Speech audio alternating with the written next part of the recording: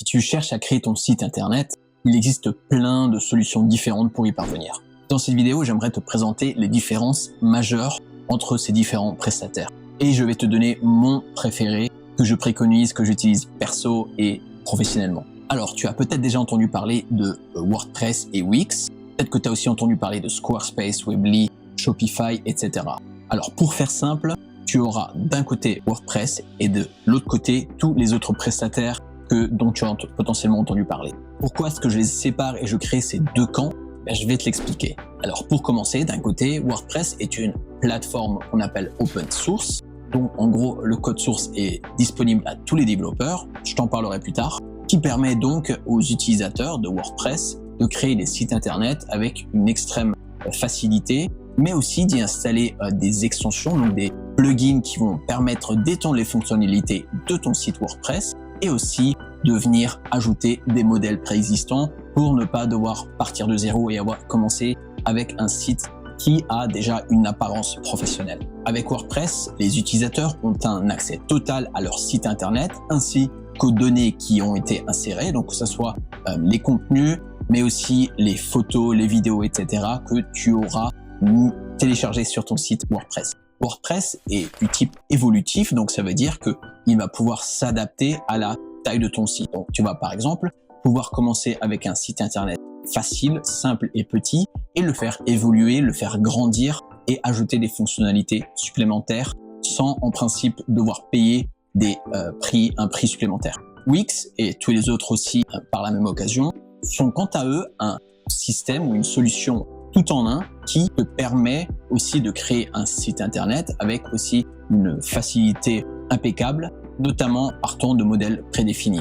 Bien que cette solution soit extrêmement attrayante pour les débutants, étant donné que c'est une solution clé en main, je t'en reparlerai un petit peu plus tard, cette solution donc clé en main peut à terme présenter des limitations en termes de personnalisation. Étant donné que en principe, il existe des exceptions évidemment, tu vas pouvoir piocher parmi des modèles existants, mais ça va être très contraignant, voire impossible de modifier ces modèles si, par exemple, le design ne te convient pas ou que les fonctionnalités qui te sont mises à disposition ne correspondent pas à tes besoins. Donc voici quelques avantages que présente WordPress par rapport à Wix, Weebly et compagnie. Donc contrôle total sur ton site. Comme je t'en ai déjà parlé, WordPress est une solution open source, donc tous les développeurs du monde entier peuvent contribuer à l'évolution de ce service de WordPress et ainsi WordPress est extrêmement transparent. Évidemment, ça ne veut pas dire que tout le monde a accès à tes données, pas du tout. Les données ne t'appartiennent qu'à toi et libre à toi ainsi de les exporter pour pourquoi pas les déménager ailleurs. Et ce n'est pas le cas de Wix par exemple, qui est une solution propriétaire. Donc les développeurs n'ont pas accès au code source. Donc en gros, c'est une boîte noire dans laquelle on ne sait pas vraiment ce qui se passe et ça risque d'être compliqué pour toi si à l'avenir tu veux exporter ces données et les déménager ailleurs. Évolutif. WordPress te permet de créer des sites internet de toute taille. Donc que ça soit un petit blog personnel pour y poster un article par semaine, mais pourquoi pas aussi pour un site d'entreprise plus compliqué avec un système pour lister des contenus en tout genre que tu auras donc défini toi-même et qui seront propres à ton activité. Flexibilité. WordPress propose une grande variété de modèles, donc de thèmes prédéfinis auxquels tu auras accès, mais surtout, et ça c'est vraiment la force de WordPress, tu vas pouvoir étendre les fonctionnalités à l'aide de ce qu'on appelle les extensions. Donc une fois que tu auras installé WordPress, tu auras une section qui va s'appeler catalogue d'extensions à laquelle tu as accès gratuitement et tu vas ainsi pouvoir piocher parmi des milliers et des milliers d'extensions différentes. Par exemple, pour ajouter un bandeau pour partager des articles sur les réseaux sociaux, par exemple pour étendre les fonctionnalités de recherche sur ton site, etc. Et si vraiment tu ne trouves pas ton bonheur parmi ces extensions-là, tu peux par exemple mandater un développeur ou le faire toi-même si tu en es capable pour développer une telle extension et ainsi étendre les fonctionnalités de ton site. On en revient donc au fait que ton site internet peut évoluer avec le temps et donc ajouter des couches de complexité, ce qui n'est pas forcément le cas avec les autres fournisseurs. Référencement naturel. WordPress a été programmé et développé de manière à ce qu'il soit extrêmement compatible avec les dernières méthodes de référencement naturel. En gros, ce sont toutes les mesures qui vont faire en sorte que ton site atterrissent parmi les premiers résultats dans une recherche Google. Évidemment, c'est extrêmement important étant donné que tu veux que les gens trouvent ton site internet pour qu'ils découvrent ce que tu proposes. Communauté d'utilisateurs. WordPress est utilisé par des millions d'utilisateurs dans le monde entier. On estime d'ailleurs à 30% le nombre de sites existants qui ont été justement développés avec WordPress. En gros, ça veut dire que si tu as quelconque problème, tu trouveras très certainement la réponse à ta question ou la solution à ton problème sur Internet, que ça soit sur un forum ou même quelqu'un qui a déjà été confronté dans ton entourage. Le prix. L'utilisation de WordPress coûte exactement 0 €. En effet, cette solution est gratuite et base sur des dons en tout genre. La seule dépense que tu auras sera l'hébergement. Ça sera un espace que tu loueras, je t'expliquerai plus tard comment faire, pour pouvoir y installer ton site internet. Un de ces hébergeurs peut être par exemple OVH, que tu peux voir ici, dont les tarifs montent à environ 3,95 € par mois, toutes taxes comprises, pour cette version-là. Pour Wix, en revanche, tu verras que les prix augmentent. Ils commencent à 8,50 €. Celui-ci, tu peux l'oublier parce que ça ne comporte pas l'hébergement, c'est simplement pour le nom de domaine. Donc 8,50 € par mois contre 4 € par mois. Donc on est à 50% moins cher en utilisant WordPress. Partie 2, Divi. Une fois que tu auras installé WordPress, tu auras accès à un éditeur de pages pour par exemple créer des nouvelles pages. Ce constructeur de pages s'appelle Gutenberg et te permet comme ça de venir ajouter des nouveaux blocs en tout genre. Donc tu peux par exemple ici venir ajouter une galerie par là ou une vidéo par ici.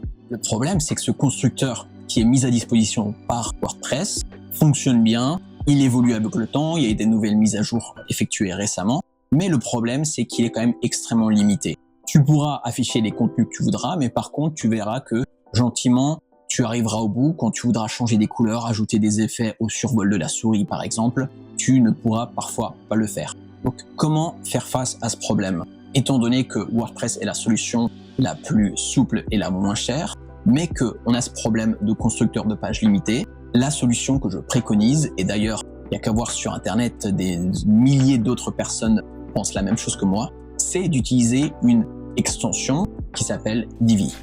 Au lieu d'utiliser cet éditeur ou ce constructeur de pages qui certes fonctionne mais pas extrêmement joli, on est d'accord, tu vas pouvoir plutôt que ça accéder à cet éditeur là qui te permet facilement de déplacer des objets comme ça par exemple, de venir ajouter des colonnes ainsi que des modules en tout genre, par exemple une carte Google Maps, un compteur comme ça, et plein d'autres composants différents. On est d'accord qu'il n'y a pas photo entre le constructeur par défaut de WordPress et ce nouveau constructeur Divi. Un autre avantage extrêmement important et précieux, c'est le fait de pouvoir avoir accès à des modèles prédéfinis. Car même si WordPress par défaut t'en propose, tu verras que rapidement les fonctionnalités ou les modèles ne sont pas extrêmement complets ni particulièrement jolis. Tu ne trouveras pas par exemple un modèle qui va vraiment générer un effet impressionnant. Contrairement à ça, avec Divi, quand je crée une nouvelle page ici par exemple, je peux choisir une mise en page existante et tu vois ici que je peux choisir parmi 300 modèles prédéfinis en tout genre. Donc tu vois ils sont triés, ils sont regroupés par catégorie, et chaque modèle possède des sous-pages. Tu vois ici que tu peux piocher parmi n'importe quelle page disponible ici. Donc en gros au final, tu vas pouvoir choisir parmi plus de 2000 modèles de pages différents. Alors admettons par exemple que cette page-là me convienne, je n'ai qu'à cliquer sur un bouton et automatiquement j'aurai ce modèle qui sera mis à disposition, prêt à l'utilisation et surtout prêt à être modifié. Pour en modifier les contenus, rien de plus simple. Je peux les modifier directement ici. Je peux déplacer ou tout simplement supprimer des sections. Tu l'auras compris, c'est extrêmement intuitif et facile d'utilisation. Je te parle même pas des super animations que tu peux mettre en place en quelques clics. Par exemple, je clique là, je vais dans Avancer, Scroll Effect, j'active celui-ci par exemple, et tu verras que maintenant, au défilement de la page, l'image s'animera. Ce que je peux faire aussi, par exemple sur cette image-là, c'est une autre fonctionnalité. Je peux aller dans Style, Animation, et par exemple lui donner cet effet-là. Ce qui veut dire que la première fois que cet élément sera chargé par l'utilisateur, il y aura une petite animation qui viendra s'ajouter. Un autre avantage extrêmement important de Divi, c'est la vue mobile. Donc je peux venir cliquer sur ce petit bouton de téléphone par là, Et je pourrais ainsi voir à quoi ressemble mon site internet sur téléphone mobile. Je peux sans problème cliquer sur cet élément-là par exemple. Je peux lui dire visibilité, désactiver sur téléphone portable. Et ainsi, sur téléphone mobile, cette section ou cet élément ne sera pas visible. J'aimerais te rappeler d'ailleurs que le fait d'avoir un site internet compatible sur téléphone portable est devenu plus important que jamais, vu que Google prend ça en compte pour créer la liste de ses résultats. Donc si ton site n'est pas compatible mobile, tu risques de ne pas apparaître du tout dans les résultats Google. Donc concrètement, comment faire pour installer WordPress et Divi? Deux choses. Premièrement, soit tu as déjà ton site WordPress. Dans ces cas-là, soit tu vas sur Google et tu Divi. Si tu cliques sur Join Today, ne t'inquiète pas, l'extension constructeur sera en français une fois qu'il sera installé. Et tu verras alors que le constructeur Divi te coûtera 89 $ par an. Je précise ici qu'après le premier paiement, tu peux annuler le renouvellement automatique et continuer à utiliser Divi. La seule différence, c'est que tu n'auras pas accès aux mises à jour futures, mais c'est pas indispensable, tu pourras quand même continuer à l'utiliser sans problème. Mais avant que tu n'ailles faire un tour sur le site, je te précise que si tu passes par le lien que tu vois sur l'écran, tu verras que automatiquement tu auras droit à une réduction de 10%. Alors pourquoi ton privé? Alors tu vas donc cliquer sur la section de gauche, sur la colonne de gauche, et tu appuies sur Sign in Today. Ensuite tu vas créer un compte et procéder au paiement. Tu recevras alors en principe un email avec ton nom d'utilisateur et le mot de passe que tu auras défini. Ensuite sur le site, tu peux cliquer sur Account et te connecter par là. Voilà, une fois que tu es connecté, ce que tu vas faire, c'est que tu vas voir ces deux options ici. Tu vas voir le thème et le builder. Ce que je te conseille, c'est d'utiliser le thème, ce qui va te permettre d'accéder à tous les thèmes que je t'ai montré tout à l'heure. Tu cliques sur Download et Build Divi Theme et tu auras ensuite sur ton ordinateur un fichier .zip. Tout ce qui te reste à faire, c'est de venir importer ce fichier zip en te connectant à ton espace d'administration WordPress. Si tu sais pas ce que c'est, attends un petit peu, je vais t'expliquer comment faire ça juste après. Tu vas te rendre dans Apparence, puis tu cliques sur Ajouter, tu cliques sur Téléverser un thème, et par là, tu viens sélectionner le fichier .zip sur ton ordinateur que tu viens de télécharger.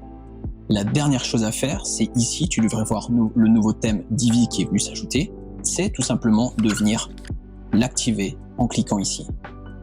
Et voilà, c'est tout. À présent, quand tu viendras créer une nouvelle page, tu verras par là une nouvelle section, utiliser le constructeur Divi. En cliquant sur cette fonctionnalité, tu auras donc accès à toutes les fonctionnalités de Divi que je t'ai présentées tout à l'heure. Donc ça, c'était la solution si tu as déjà un site WordPress et que tu comptes continuer à l'utiliser en ajoutant l'extension Divi.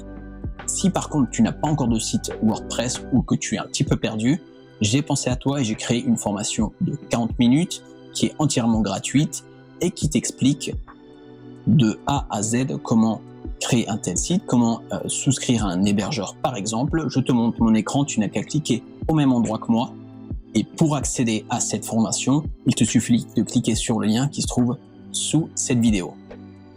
Je précise d'ailleurs que dans cette formation, je vais même un petit peu plus loin et je t'explique les meilleures pratiques pour créer un site internet de manière à ce qu'il soit premier dans la liste des résultats Google. Donc pour résumer, WordPress est la meilleure solution de par le fait que la solution est extrêmement souple et te permet de faire évoluer le site avec ton activité, mais aussi parce que tout simplement c'est la solution la moins chère pour créer un site de qualité. Ensuite, je te conseille vivement d'utiliser Divi, que comme tu l'as vu, c'est extrêmement simple d'utilisation et ça te permet d'accéder à des modèles prédéfinis qui donnent un effet extrêmement professionnel, mais aussi pour toi de le maintenir, de faire tes modifications de manière extrêmement simple. Et si t'es pas convaincu, il suffit de regarder sur YouTube combien de personnes t'expliquent ou te présentent Divi et la manière dont ça fonctionne. C'est une solution qui est utilisée par énormément de monde et il y a certainement une raison pour ça. Donc si tu as quelques questions, n'hésite surtout pas à m'en faire part dans les commentaires sous cette vidéo, je me ferai un plaisir d'y répondre. D'ici là, bon courage, bonne chance et à très bientôt.